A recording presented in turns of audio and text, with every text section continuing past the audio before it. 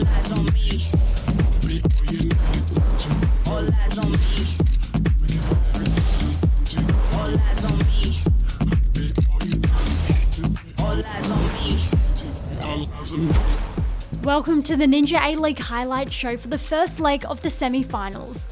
We start at Amy Park for the derby between Melbourne Victory and Melbourne City. City entered the match on a 7-game unbeaten run against their crosstown rivals. The last clash between them ended in a scoreless draw at the home of the Matildas. A win for Victory would be their first against Melbourne City in the league since March 2023. In team news, Jeff Hopkins named an unchanged starting 11 from the Victory side that defeated Canberra United in the elimination final. The club's leading goalscorer this season, Kennedy White, remained on the bench. Michael Matriciani made 3 changes to the starting 11 that faced Newcastle Jets in their last outing. Keeper Melina Mires, Holly McNamara and Shelby McMahon came in for Melissa Barbieri, Laura Hughes and Devon Jackson. So we're set for kickoff. And Melbourne Victory, attacking the left of your screens, get the first leg of this Ninja A-League semi-final underway. And as Carly Ross back and consolidates possession, I welcome former Matilda and A-League Women's Champion Grace Gill. Here's Melina Mires with a clearance high and long. Keane brings the ball down. Grace Maher has her pocket picked by Leah Davidson. Now Letitia McKenna. Out to the right, Briley Henry, great first time touch, and a shot from Davidson through traffic and across the face and out. Leah Davidson still hunting for her first Melbourne City goal. She hasn't scored since she was a Brisbane Roar player. And Davidson, one of several capped Matildas in this Melbourne City side, as is Alexia Apostolakis. Here comes the corner from Grace Maher. Looking for Morrison, good defensive header away from Rebecca Stott. And then Briley Henry volleys it to herself and then away. Bunge with the flick header on. McNamara helping out the defence. Briley reaches up to the ball but can only clear it as far as Chelsea Blissett and Melbourne Victory consolidate.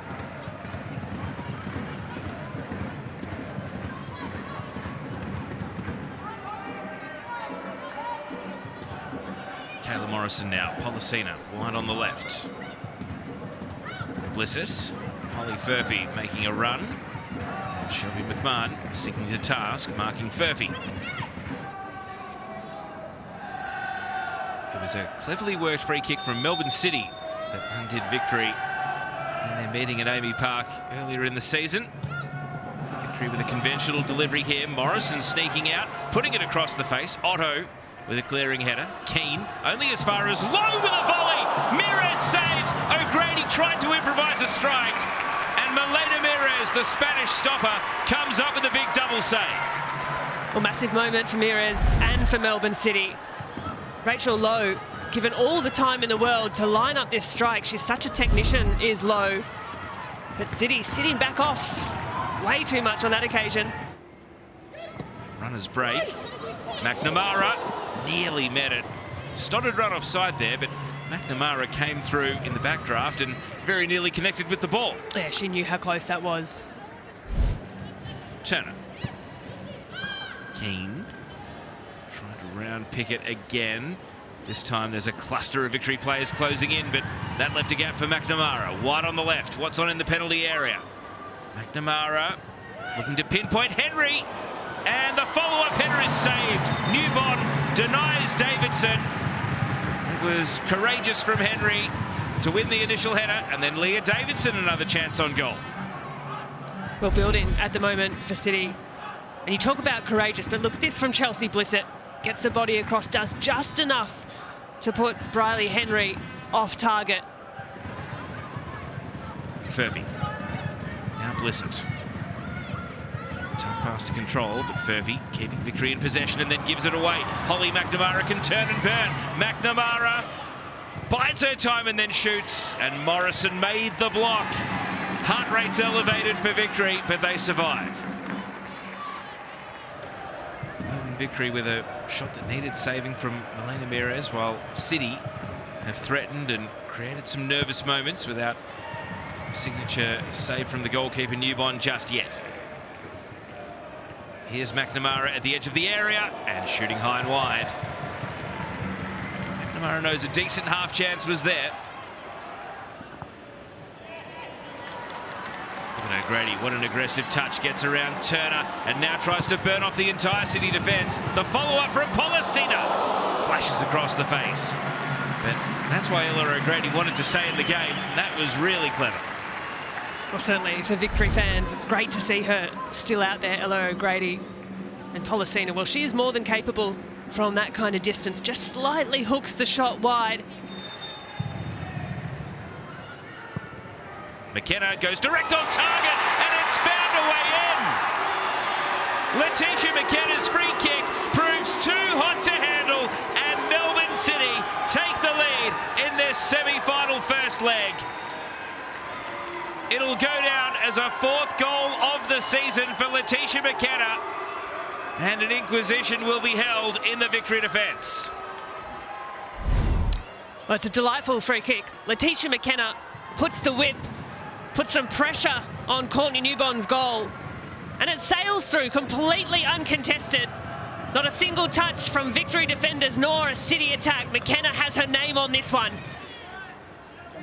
And so far, credit to City's defence. They're really disciplined in their shape. Everyone knows their roles, and you can see no one's pinching out, biting too early. Bunge with a sweeping cross, and Holly Furphy wills it goal bound, but not with any great power, just looping into the gloves of Milena Mires. Yeah, a bit of a hopeful hit.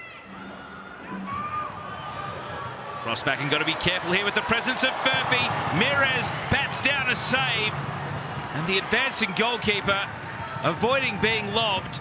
And the blink of an eye there, Melbourne Victory nearly had Holly Furphy in on goal. Keane, McKenna, McMahon, touched on by McNamara. McKenna back to McNamara, saved by Newbon. And now 18 Keane cuts onto her left and scuffs it into the 6-yard box. McKenna denied. Last-ditch defending from the Victory. It's a corner, but it could have been so much more for City. Oh, it's a passage of play that deserved a goal. Wonderful build-up from Melbourne City. In tight spaces, working their way around this Victory defence. They couldn't get the clean shot away. But the touch from McNamara, McKenna back to McNamara, who did get it cleanly. A solid pair of hands by Courtney Newbon to parry that away. Low corner from McKenna. McNamara meets it. McKenna again. And it sits up for Davidson. No deflection. Out for a goal kick. McNamara running from the middle out to the left flank, and Claudia Bunge, well, tried to usher the ball out, and it's backfired. McNamara goes to ground. The referee had a perfect view, and a shake of the head means it's play on. 18 Keane, Victory not off the hook just yet. McNamara's got to get back on side. Keane wins a corner kick. No respite for the Victory. No respite for the Victory. No VAR in this semi-final. I thought Claudia Bunge had almost done enough. The contact with the trailing leg of McNamara is fair for a shout. Makes no contact with the ball, Claudia Bunge. Not a huge amount with McNamara in the end, but undeniably contact in the box. Grace Maas free kick. Morrison the target, nods it down, and a volley from Claudia Bunge. So often we see the centre-back link up. Morrison heading to Bunge or volleying to Bunge and vice versa. Not quite.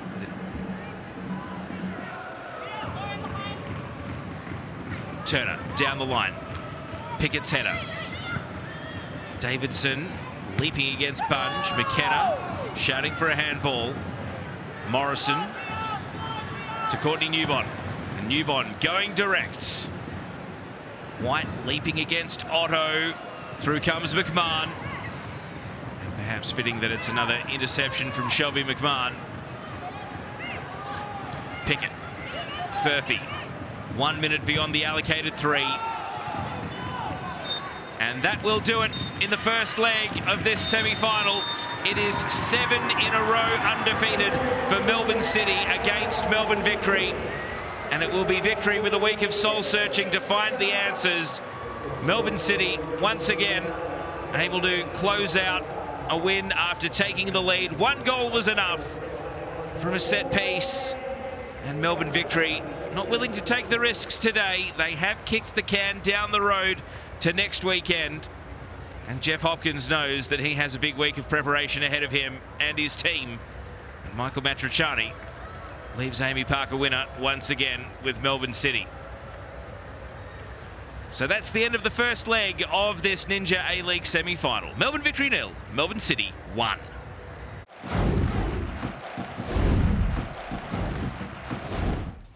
To Spencer Park in Brisbane, where the Roar faced Wellington Phoenix in the first leg of their semi-final.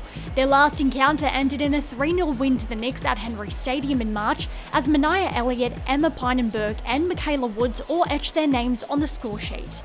In team news, Roar coach Alex Smith named an unchanged starting 11 from the team that eliminated Adelaide United last weekend, with Matilda Tamika Yallop and Dutch import Bente Janssen on the bench. Wellington Phoenix coach Bev Priestman made just one change to the team that defeated Adelaide in the final round of the regular season a month ago.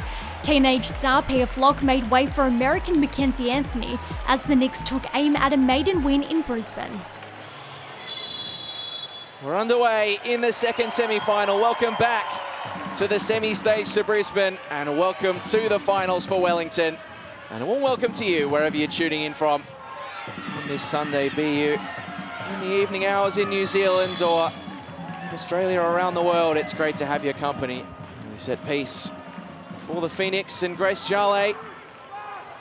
It's been such a reliable route to goals for them this season. They look to go deep this time. Jale lifts it towards Ellie Walker. It's allowed to bounce in the middle and cleared away by Seidel before Lincoln was called into action at the concession of an early Phoenix corner. Lies on Mania Elliott's corner delivery. Decent ball in towards the back stick, a rising header! And the Phoenix have liftoff in the finals!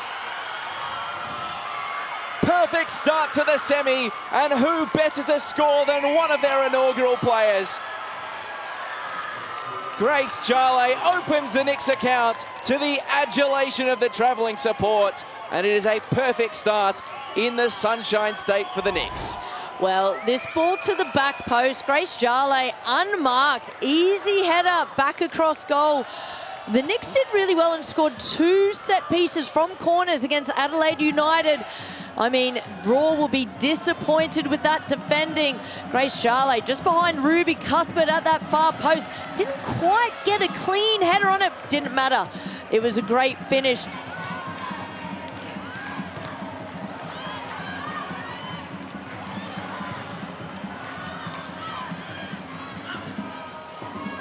Ball in, oh, it's missed in the middle by the Raw defence, and fortunately for them, so too by the Wellington attackers. Ruby Cuthbert trying to clear it full stretch, has gone down in some discomfort as well. Early injury for this young talent who's broken into the starting side, and her race is run. There's Hayashi, the captain, looking to move life back into Brisbane. Solid challenge that from Daisy Brown, as we've come to expect this season, as Hayashi! Well, if there was any player in the Ninja A-League you'd back to pull something like that out, Momo Hayashi is top of the tree.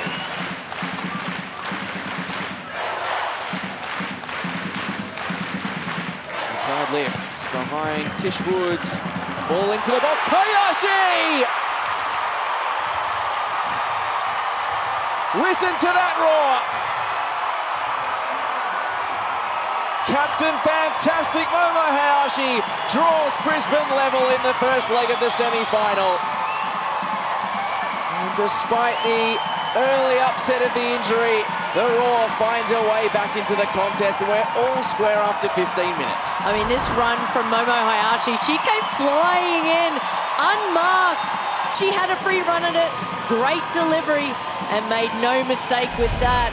She is such a crucial part of this Brisbane Roar team and gets them back on level terms. 4 of her 10 goals in the Ninja A-League have come from the dead ball. Can she bring it to life here again, or is it's going to be a bit of deception? It is going to be Momo Hayashi.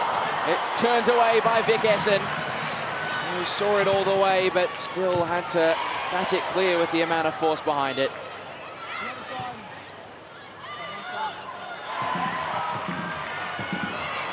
Flip towards Janssen, it'll find her too.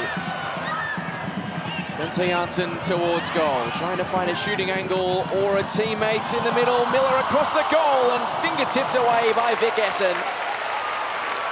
Ashlyn Miller not far away from another goal against Wellington. And increasingly, the Phoenix keeper is being called into action. Well, Bente Janssen just jinking left, right. Look at her head up. As she's dribbling with the ball, always looking to see if she can pick out one of her teammates.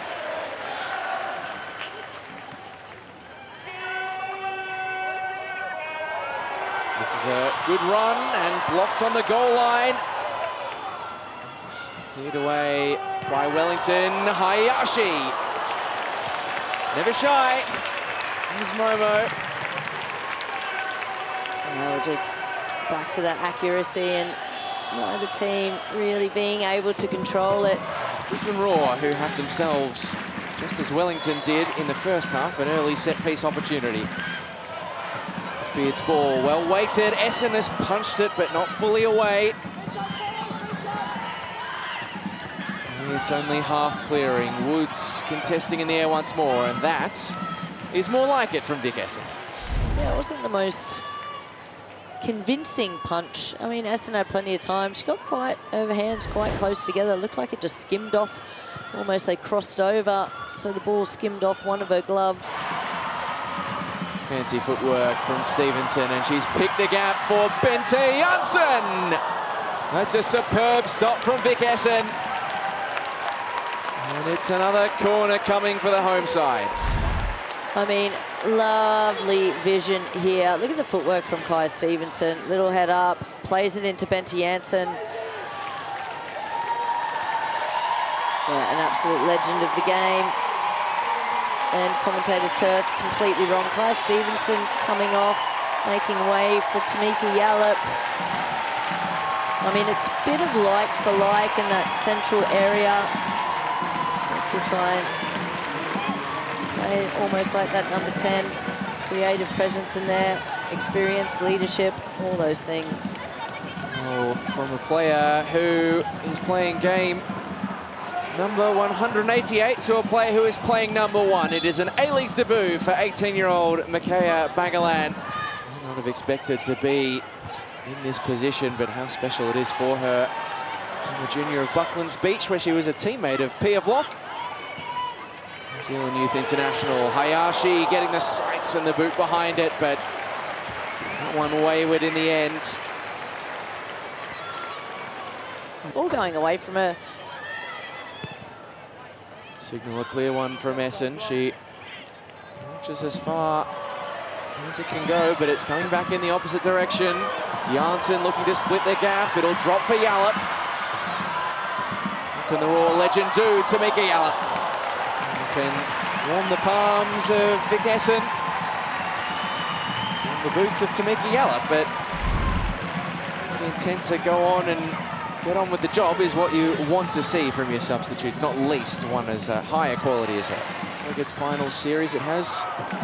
As that'll drop nearly for Yallop, who keeps it clear of the clutches of Essen. Work to do still, but couldn't find the angle to drive it past the Football Ferns keeper. Long ball from, searching ball from Chloe Lincoln, completely missed. Tamika Yallop did well just to try and take that touch away from Essen, maintain her composure. Edwin stealing in to rob the ball back for Brisbane. Bangalan, illegal to Zulu Belmossen. Bente Janssen. Brisbane are starting to rack up the efforts now, but too close at the present moment to Vic Essen. I mean, what a tackle from Tish Woods. Read the play from Bangalan, won the ball back. Probably hasn't seen as much of the ball. I mean, she's on the ball here. She just does the simple things very well. Yallop shifting wide to Ashlyn Miller. It's a hopeful delivery, but just lacking the whip to curl its way back towards Daisy Brown in the middle. Pointing over, putting a little bit of pressure on the referee. Oh, it's a hopeful effort. Oh, Essen is able to come up with the stop. They've been willing and wanting at every opportunity, Brisbane, to go for efforts like that. And Ashlyn Miller nearly cashed in.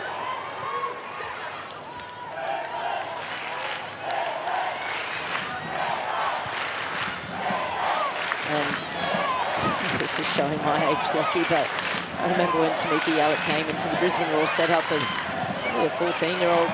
Flicked inside by Miller, a chance for Brisbane and for Brown.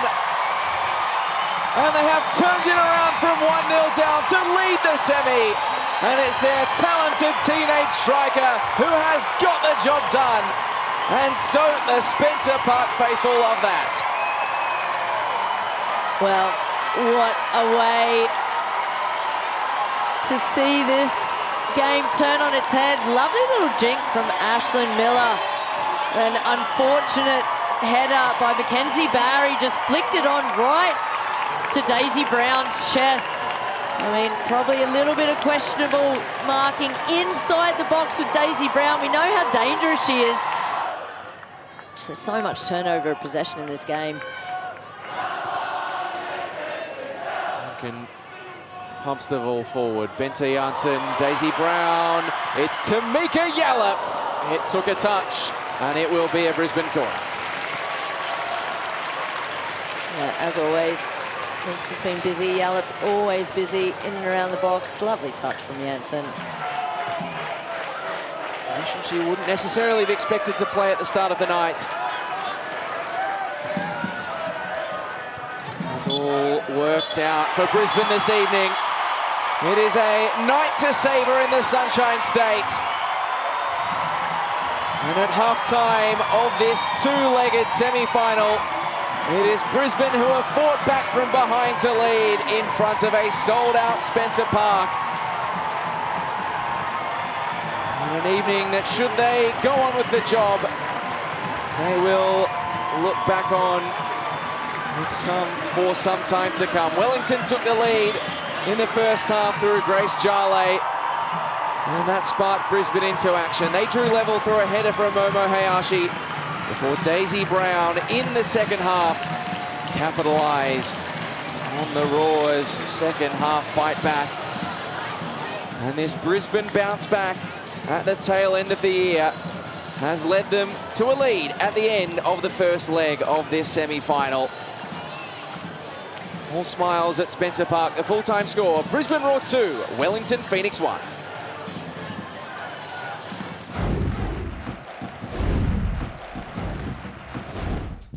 Join us again next week to see which teams will go through the Ninja A-League decider for season 2025-26. Until then, it's goodbye.